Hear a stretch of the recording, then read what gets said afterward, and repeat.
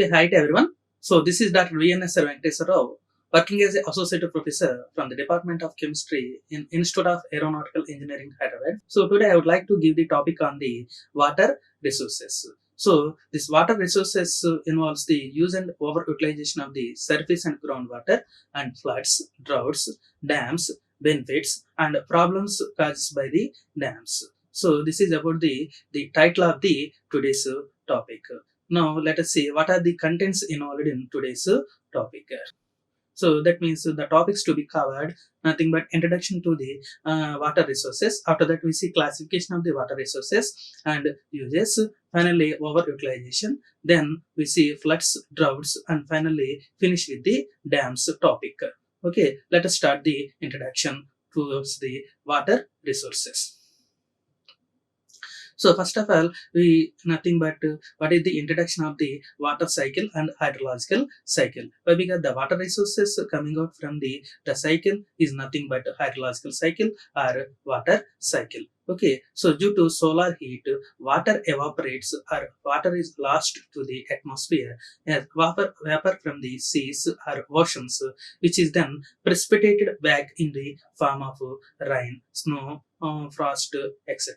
So that means because of the solar heat, the water coming out from the seas and the oceans undergoes vaporization and falls down the raining phenomena. So that means the evaporation and precipitation continues forever, and thereby a balance is maintained in between the two. That means the equilibrium should be takes place in between the evaporation of the water and precipitation of the water. So then only the water cycle will be continuation takes place. This process is nothing but a hydrological cycle. So see the diagram. So already we discussed about the because of the solar heat radiation, solar heat radiations, the water coming out from the oceans and seas, what happens? Evaporation of the ocean takes place. Okay, so because of this evaporation, the condensation undergoes. After that, the precipitation takes place, and the moisture on the land, evaporation due to the solar radiation, like clouds, and that clouds undergoes the mountain position and storage in the ice and snow, like Himalaya mountains. After that, precipitation takes place. The surface will be runoff and interfiltration, and after that, we see the evaporation from the land, from the moisture. So, fresh water storage in lakes. And due to plants, also the moisture present in the water produces, and it forms a lakes. And that lake water will falls down, become an groundwater flow. That groundwater flow finally mix with the ocean storage. Okay, so this is about the introduction to the hydrological cycle and water cycle. So that means water is next air. Water, after that water, air is the one of the important renewable resources coming out from the natural resources that man requires for his survival and existence. Water is needed for daily use for organisms, for irrigation, industrial electricity production, and domestic use. That means water is not only useful for a domestic purpose, it will be helpful to a industrial purpose. Without water, nobody survive on the entire surface of the earth. So after the water, next important renewable source is nothing but air. Okay, so hence water is an important resources in all economic activities, ranging from agriculture to industry. So in each and every part of human activities, from agriculture to the industry, the water should be required. The distribution of the water resources is not uniform over the earth surface. About 97% of the salt water in the seas and oceans. Only 2.6% trapped in the polar ice caps and glaciers, and 0.4% is available in the fresh water. So this is about the quantitative estimation of the water. So that is nothing but 97% of the water, 97% of the water present in the salt water available from the seas and oceans, and only 2.6% at polar ice caps and glaciers. Out of entire, only 0.4%, 0.4% of the water is available as a fresh water. Okay. So solar radiation and the Earth's gravitational force pull are the main driving forces of the water cycle. First one is the solar radiation and second one is the gravitational force. Gravitational force, nothing but with the help of the Earth, it produces a gravitational force. Main pull the main driving forces for the water cycle. That means evaporation, condensation and precipitation are the main processes involved in the water cycle. That means first one the evaporation. Because of the heat, the water gets vaporization. That is nothing but evaporation. After that, cooling will be takes place. Nothing but condensation. Then precipitation. So precipitation means the salts present in the water gets precipitated. So that is nothing but precipitation process are the main process involved in the water cycle. So these processes alternate with each other. Freshwater occurs mainly in two forms. So that is what are the resources for the freshwater. One is the groundwater and the second one is the surface water. So the distribution of the freshwater is geographically uneven, varying greatly from country to country and even from region to another region. That means the water resources should not be uniform from country to country or from one region to another region. It changes from place to place and time to time. So this is the about the classification of the water. It represents the block diagram of the water. So first of all, the fresh water will be classified into surface water, and second one is the underground water. Again, that surface water present in two types. One is static position, and second one is the dynamic position. Static is nothing but standing position, and flowing is nothing but a dynamic position. So again, that standing position classified into three types, nothing but lakes, reservoirs, and estuaries. Lakes, reservoirs, and estuaries. Okay, and flowing of the water is classified into two types, nothing but rivers and streams. Okay, so this is the complete block diagram of the classification of the fresh water. So first of all, we discuss about the surface water. That means the water stored on the surface of the water is called nothing but surface water. That means the water should be standing position on the surface and stored on the surface is nothing but a surface water. So already previously we discussed about the nothing but surface is standing water and flowing water. So first of all, surface standing water. So that means the surface water is very small portion of the fresh water readily available for the human use. Only small portion of the fresh water present in the surface water. That means the surface water is largely used for the irrigation process, industrial use, public water supply, navigation, etc.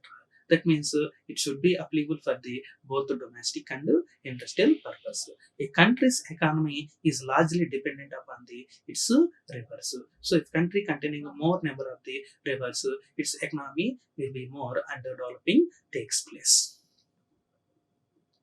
So next one is the underground water. So the water source available deep in the ground due to the percolation. Percolation is nothing but filtration of the liquid through a porous substance. Filtration of the liquid through a porous substance. That means the water available in the underground. Underground means the underground surface containing the sand or soil. So because of the soil present in different pore sizes, through that pore size the water should be filtration takes place. Such water is nothing but a percolation water. So of the surface water is called nothing but a ground water. So underground water is the major source of the fresh water. So previous slide we discussed about surface water containing only less amount of the fresh water, but underground water is nothing but the major source of the fresh water. It is pure and used for various domestic and industrial purposes. The best example for the underground water is nothing but aquifers. Aquifers.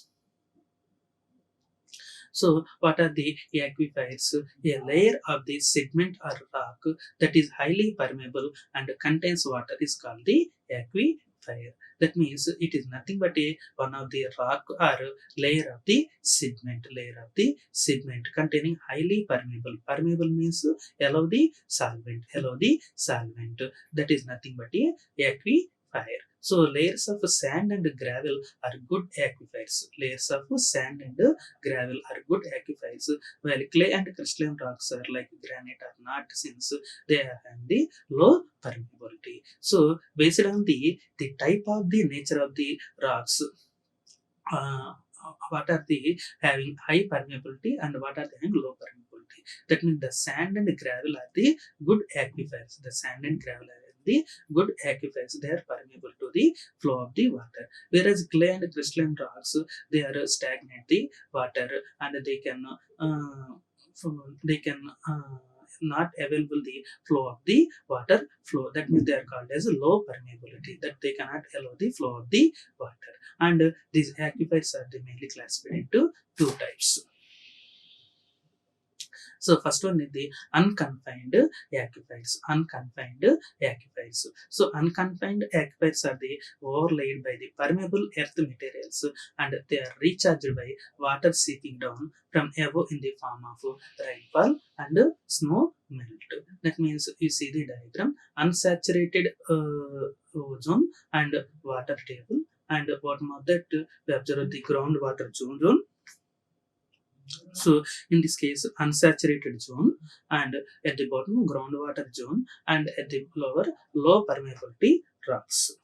Low permeability rocks. So this is the water table, and at the top you observe the recharge area. So recharge area. So the line represents the unsaturated zone, nothing but unconfined. So surface of the groundwater, the water table is at the same pressure as the atmosphere. So the surface of the water is nothing but the groundwater, and is at the same pressure as the atmosphere. So that is nothing but a unconfined aquifers. So after that we discuss about the confined aquifers. So confined aquifers, which are sandwiched between the two impermeable layers of the rock, are segments, and are recharged only in those areas where the aquifer intersects the land surface.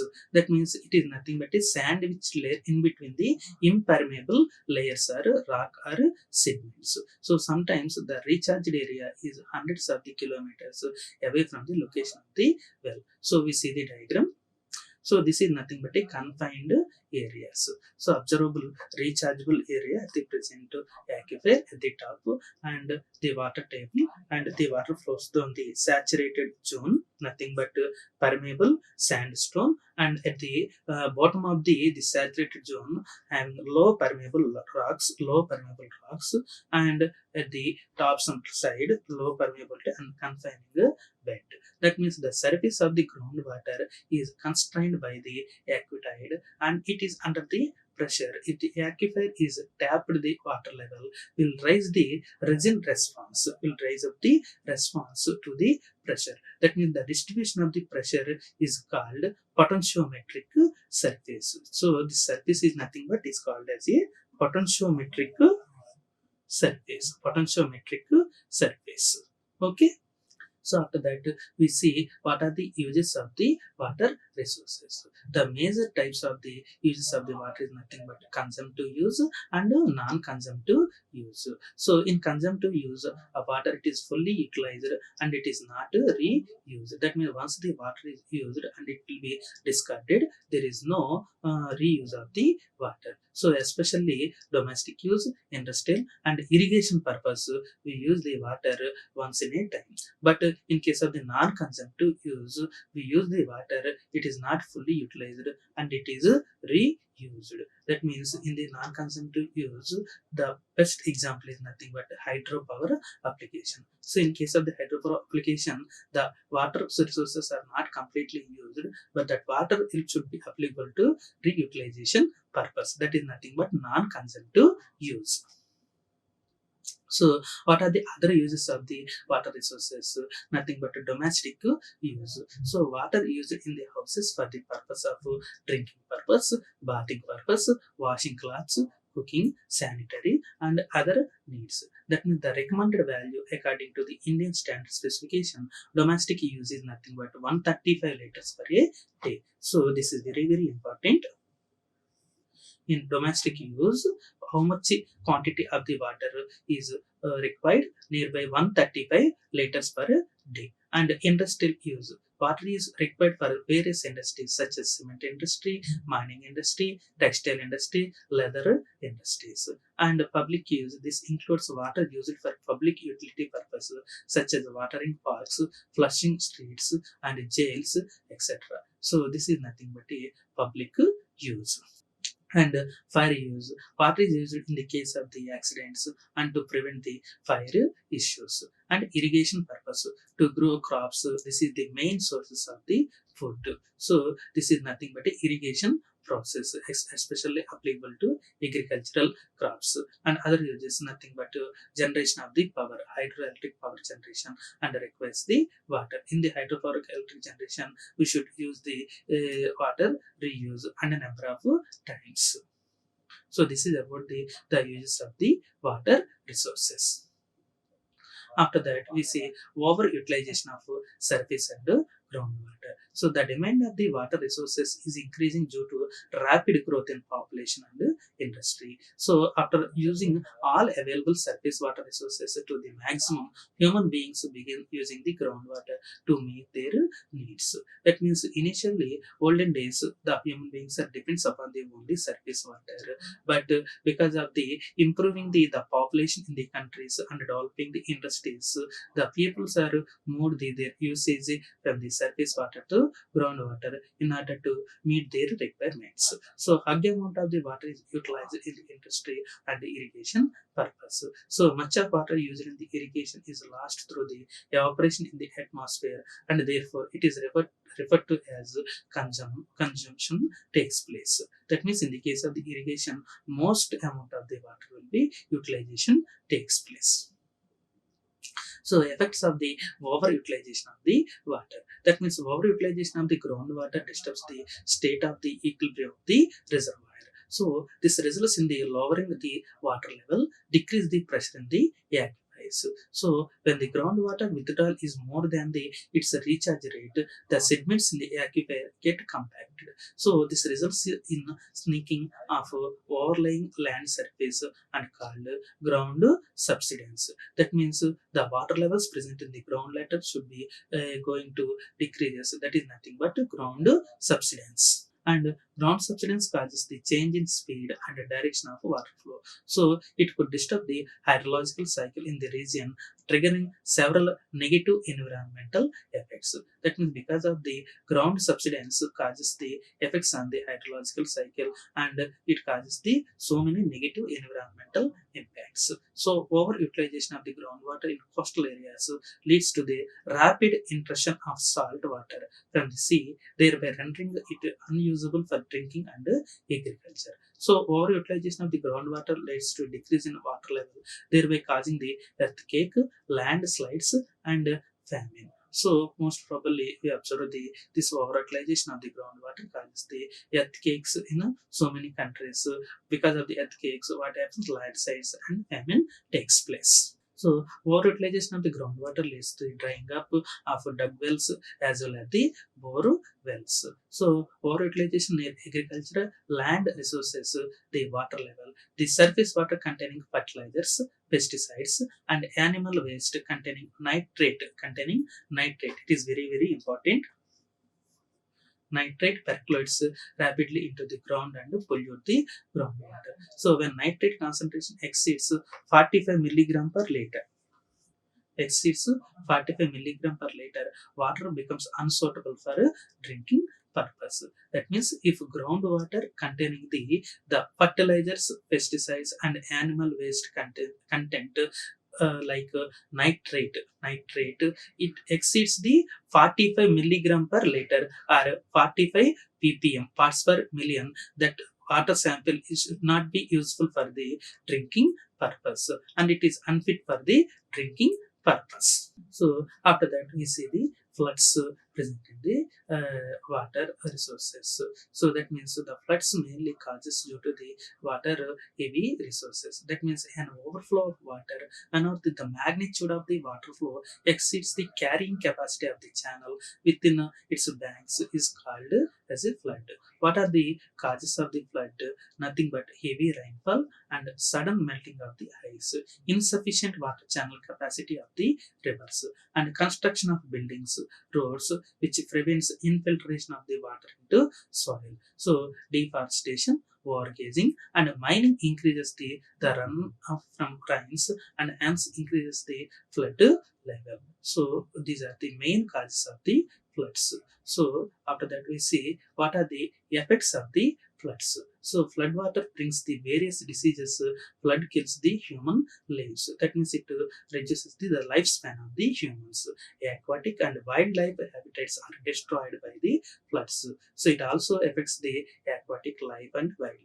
So this leads to the loss of biodiversity due to migration of wildlife species to the adjoining the areas. That means flood causes the economic loss, loss of crops, loss of livestock and property damage. So it affects the financial stability of the countries and agricultural effects and loss of the livestock like human beings and aquatic life, and finally leads to the loss of the biodiversity.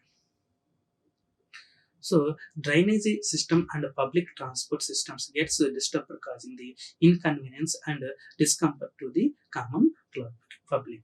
Public flood can cause the slighting of dams, damage of bridges, and damage of the hydropower plants. That means agricultural produce can be submerged under the flood water, causing financial loss to community.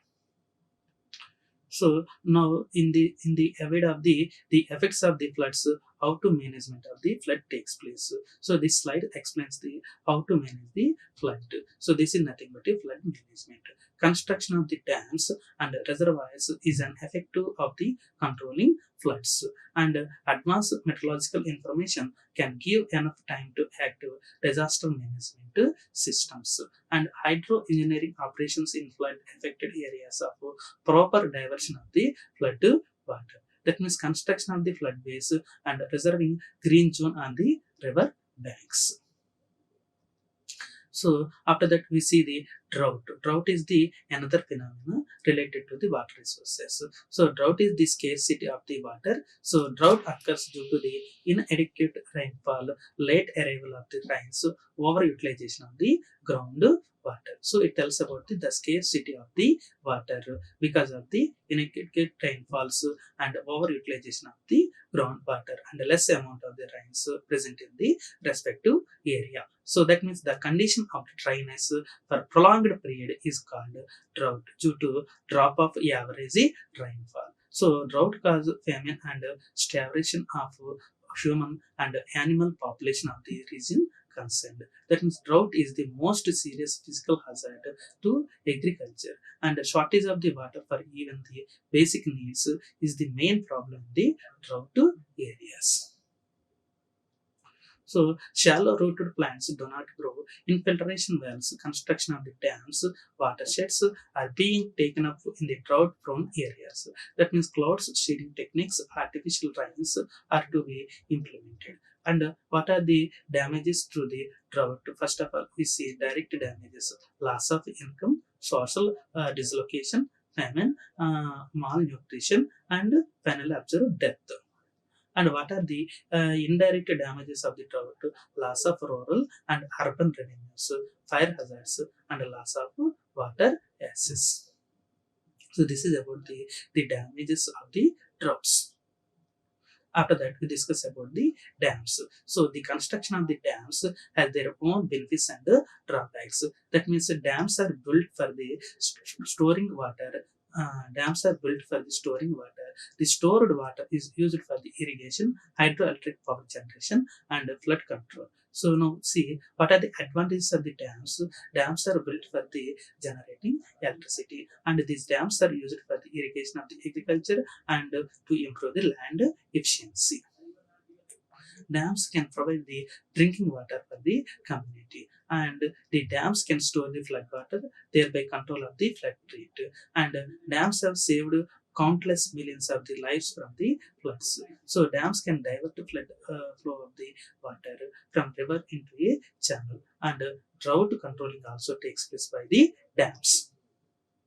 Now, let us see problems in construction of the dams. So, construction of the dams would leads to an environmental degradation. So, deforestation can cause the loss of habitat and loss of biodiversity. So, constructing dams result in a displacement of the several villages, communities, loss of agricultural land, and dams harm the environment.